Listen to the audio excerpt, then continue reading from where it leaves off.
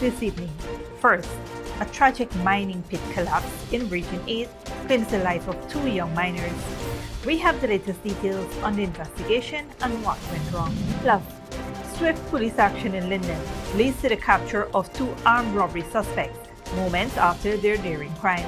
Find out how they were caught and what was recovered. Then, in a crackdown on illegal mining, 6 Brazilian nationals were arrested in a major operation. We'll tell you how authorities are intensifying efforts to curb illegal activity. Also, a retired GDF serviceman in Mara Arcadia receives a new home thanks to the Millennium Mission Initiative. Learn more about this heartwarming story of government support for vulnerable citizens. And in Venezuela, opposition protesters are back on the streets, challenging the recent election results. We'll bring you the latest on the growing unrest.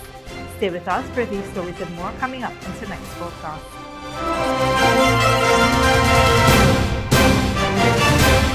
Welcome to this broadcast of Channel 2's Headline News Update for August 19, 2024. I am Baby Bacchus. Thank you for joining us. First up, 2 suspected bandits were swiftly apprehended by police in Linden just minutes after an armed robbery. More from Dale Jarvis. Police in Linden swiftly apprehended 2 suspected bandits mere minutes after they allegedly committed an armed robbery on Saturday night, August 17, 2024. Police acting on a tip intercepted a vehicle at the Wismar-Mackenzie Bridge and arrested Eon Ward, also known as Killer, and Fazil Moore. The 2 suspects were found in possession of 2 unlicensed 9mm pistols, live ammunition, a stolen gold chain, and a cell phone linked to the earlier robbery. The incident occurred around 9:15 p.m. in Middle Street, Silvertongue, Wismar, where 38-year-old farmer Klaus Pierce was held at gunpoint and robbed of a gold chain and a Samsung Galaxy phone valued at over 650,000 Guyana dollars. Reports are that Pierce was at a shop in Silvertongue when he heard the sound of a gun being cocked. He then saw Moore, unmasked and dressed in a blue and green jersey, pointing a gun at him. Simultaneously, Ward, wearing a blue polo jersey and white jeans, pressed what Pierce believed was a gun to his abdomen and began to search him. Moore snatched the gold chain from Pierce's neck and seized the phone before the pair fled. Acting quickly, police on mobile patrol intercepted the suspect's burgundy Axio car, registration number PAH 2346, less than 5 minutes later at the Wismar-Mackenzie Bridge. Upon searching the vehicle, officers found 2 9mm pistols, one loaded with a magazine containing 4 rounds and the other with a magazine holding 3 rounds. An additional magazine with 26 rounds were also recovered. Both suspects were taken to the Wismar police station, where a further search led to the recovery of the stolen gold chain and cell phone. The men are currently in custody and are expected to face formal charges soon. Reporting for Headline News Update, Dale Jarvis. Thanks, Dale. In an ongoing bid to clamp down on illegal mining in Guyana, 6 Brazilian nationals were arrested during a successfully coordinated operation by the Joint Services and the Guyana Geology and Mines Commission on Sunday, August 18. The Brazilian nationals, 4 males and 2 females, were arrested for illegal mining in the Amatuk-Potaro River, Region 8. The suspects were discovered at an illegal mining site moored on the western bank of the river. The team, arriving by GDF helicopter, apprehended individuals and escorted them to CID headquarters in Ogle for further questioning. The individuals found at the mining operation were identified as 22-year-old Leo Victor Lucas de Arruda, 40-year-old Francione Barbuza de Silva, 36-year-old Yova Marquez Pinho, 51-year-old Elvina Ferreira de Santos, and 36-year-old Demison de Silva Rodriguez. They were informed of the allegation that they were mining illegally, arrested and escorted to the CID headquarters. The Brazilian nationals remain in police custody, assisting with the ongoing investigation. Continuing our coverage on the mining industry, police are investigating a tragic incident involving 2 miners, 26-year-old Sherwin Joseph and 19-year-old Emran Blake, who were buried in a mining pit collapse early Friday morning at St. Elizabeth Baton, Potaro, Region 8. The collapse occurred around 2:30 a.m. while Joseph, Blake, and 3 other workers were on the night shift at a land dredge operation owned by John Burroughs. A co-worker reported hearing a rumbling sound and witnessing the soil giving way, which prompted an alarm. Despite the warning, the shift in land engulfed Joseph and Blake while the other workers managed to escape. The bodies of Joseph and Blake have been recovered and are awaiting post-mortem examinations. Preliminary reports indicate that the dredge involved in the incident was unregistered. The Ministry of Labor's Occupational Safety and Health Department is thoroughly investigating the collapse. Stick around when we return. Over 400 youths nationwide participate in cultural camp, and retired GDF servicemen's life transformed courtesy of Men on a Mission initiative.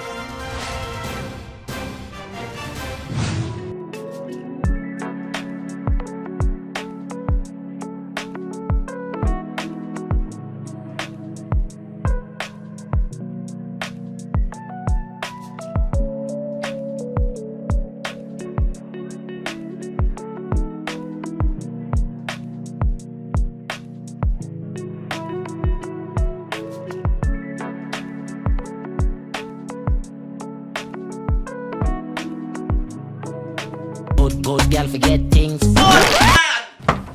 What's the problem, Granny? I want money for borrow for those surgery. I was dancing and I fall and fracture my hip. If you need some quick money, you should check Lender's Jewelry and Pawn Shop. Lender's Jewelry and Pawn Shop, Lot 238 South Road Border, Georgetown. Get jewelry made to order in just 72 hours. We also accept vehicles. Lender's, best rates, longest payback period. Boys, I get through.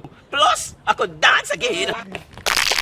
Lender's Jewelry and Pawn Shop. Minds Educational Institute, offering preschool, nursery, and primary levels. Finally, a school that is every parent's dream. Located at 69 Crow Street, offering academic excellence, trained qualified teachers, small class sizes, personalized gear, and one-to-one attention for your little ones. At Smart Minds, register for full-time or evening classes, daily practice pass exam papers for proficiency at the grade 2, 4, and 6 assessment, and CXE exam preparedness. Or join our Becca Phonics reading and writing program. So if your child is for preschool, nursery, or primary level, come to Smart Mind, located at 69 Street, or call 231-4885 or 600-9229 to enroll now.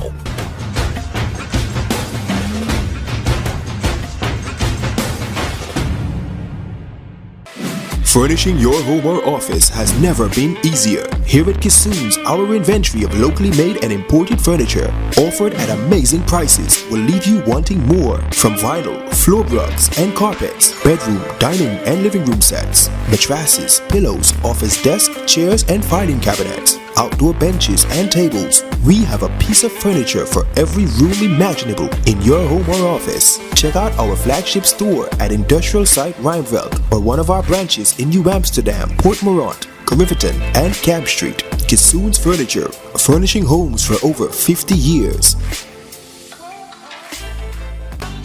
Sneakily with a gift of sight from Modern Optical Services. Let our professional team examine and prescribe what's best for your eyes. Common flaws make fashionable faces. See us for a full line of optical services, including brand name and prescription eyewear.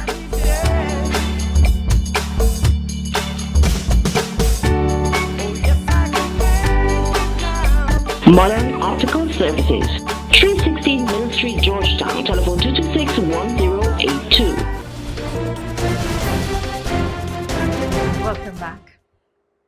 Over 400 youths across Guyana participated in a 3-week camp promoting and appreciating Guyanese culture. The camps were held at 12 locations across all 10 regions and offered young participants exposure to art, dance, music, and other cultural practices. Minister of Culture, Youth and Sports Charles Ramson Jr. addressed the participants at the graduation ceremony, emphasizing the camp's goal of uniting the country by breaking down invisible cultural barriers and fostering a greater appreciation for the diverse cultural heritage of Guyana. He encouraged the youths to continue practicing their newly acquired skills and urged parents to support their children's talent, highlighting the many opportunities available in the creative arts. The camp provided training in drawing, painting, dance, and traditional drumming, along with lessons on both tangible and intangible aspects of culture.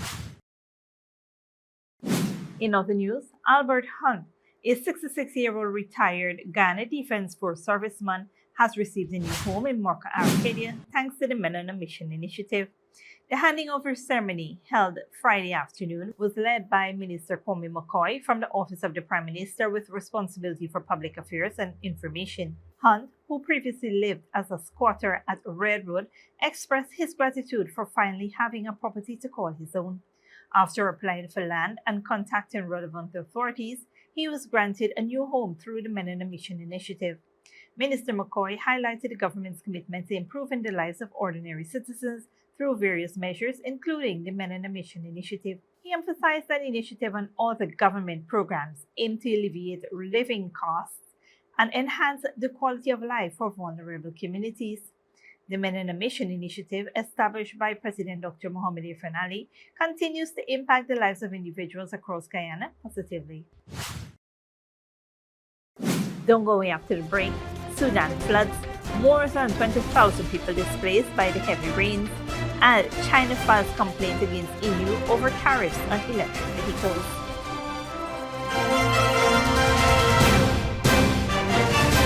Minds Educational Institute, offering preschool, nursery, and primary levels. Finally, a school that is every parent's dream. Located at 69 Crow Street, offering academic excellence, trained qualified teachers, small class sizes, personalized gear, and one-to-one attention for your little ones. At Smart Minds, register for full-time or evening classes, daily practice pass exam papers for proficiency at the grade 2, 4, and 6 assessment, and CXE exam preparedness. Or join our Becca Phonics reading and writing program. So if your child is for preschool, nursery, or primary level, come to Smart Mind, located at 69 Crow Street, or call 231-4885 or 600-9229 to enroll now.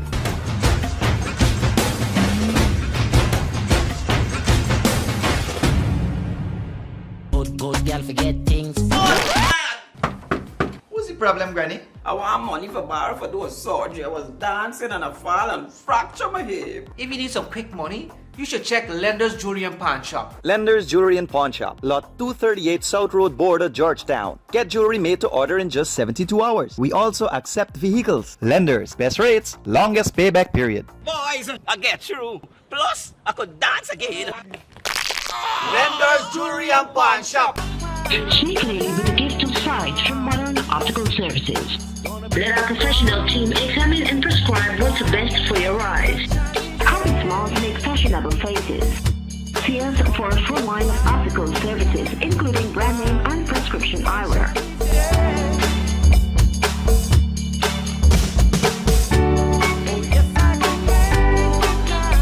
Modern Optical Services, 316 Middle Street, Georgetown. Telephone 226-1082. Furnishing your home or office has never been easier. Here at Kissoon's, our inventory of locally made and imported furniture, offered at amazing prices, will leave you wanting more. From vinyl, floor rugs and carpets, bedroom, dining and living room sets, mattresses, pillows, office desk, chairs and filing cabinets, outdoor benches and tables. We have a piece of furniture for every room imaginable in your home or office. Check out our flagship store at Industrial Site Rijnveld or one of our branches in New Amsterdam, Port Morant, Riverton and Camp Street. Kissoon's Furniture, furnishing homes for over 50 years.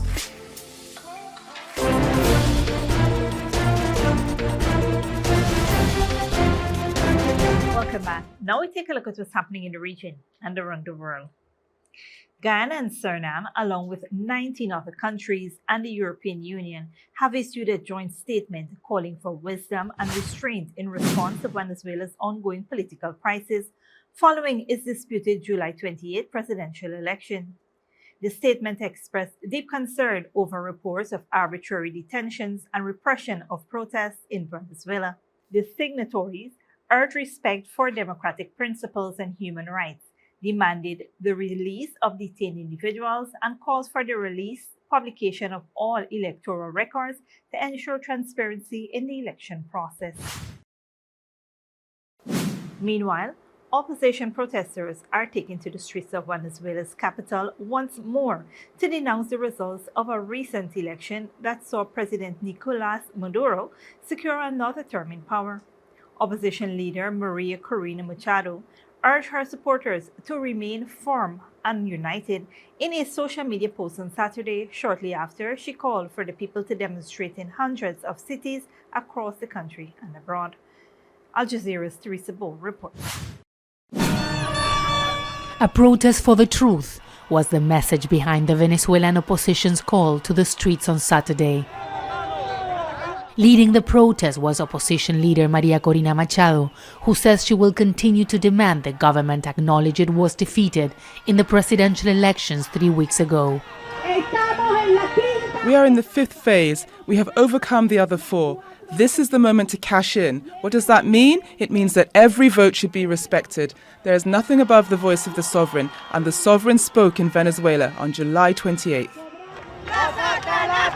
On July 28th, Venezuela's Electoral Council declared Nicolás Maduro the winner, but failed to provide evidence. The opposition says it was able to get an upload to a website the tally sheets showing how people voted. On Saturday, people printed those sheets as proof that opposition candidate Edmundo González Urrutia won the elections. We do not accept the fraud. Edmundo González was the president-elect of Venezuela. People, we really have to carry on with hope and keep fighting. We cannot be discouraged. We have to continue this fight until the end. But the opposition's call also resonated around the world.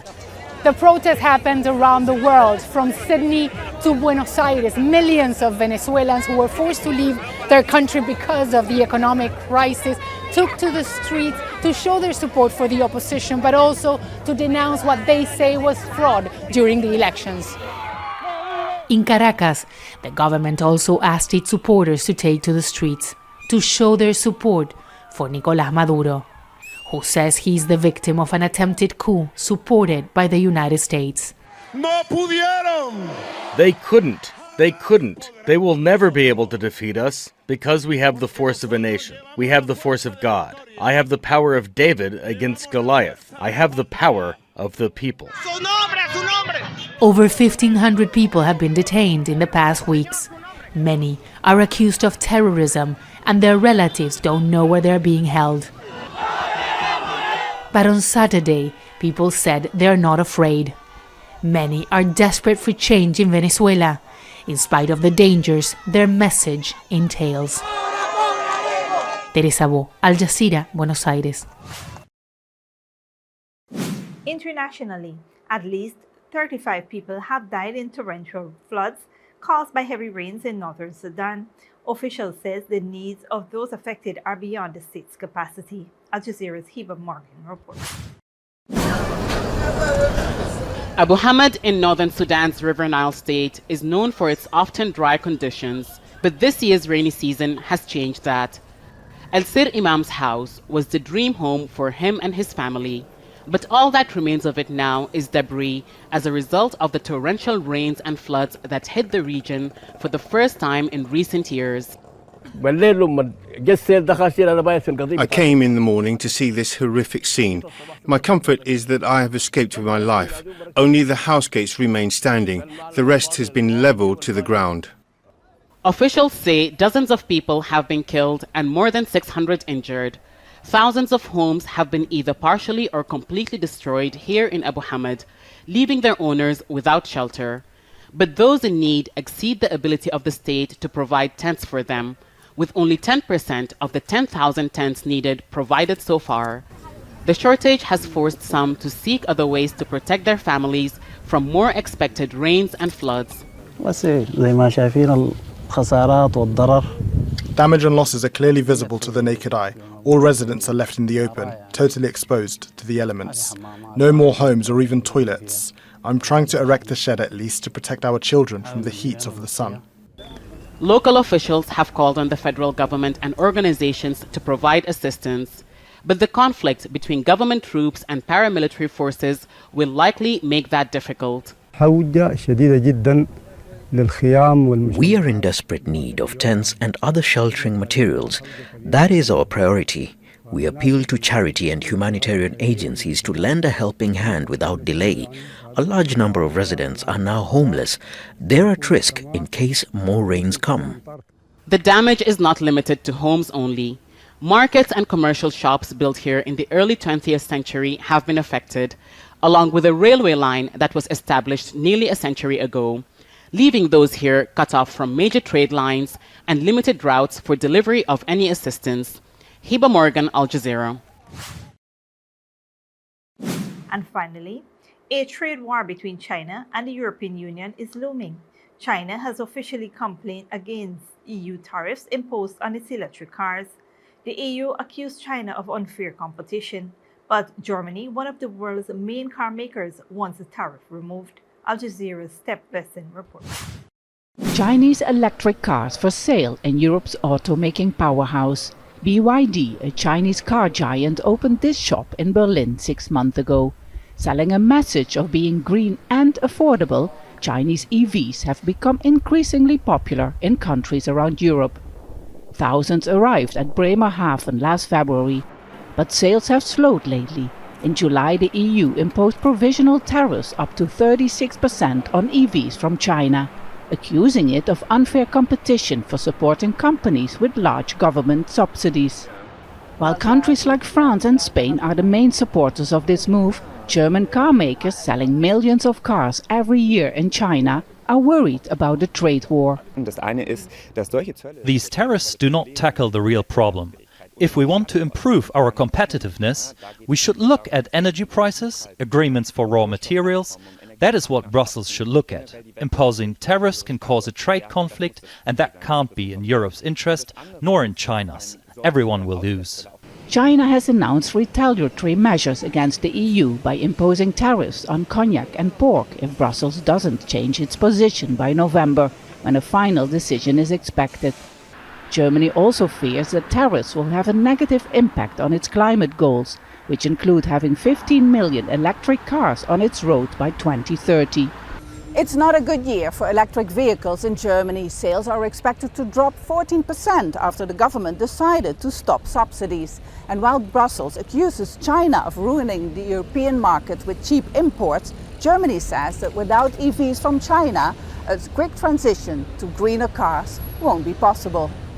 Research by the Kiel Institute shows that by imposing tariffs, the export of Chinese cars would drop by 42%, and sales of EVs within the EU would be affected by higher prices.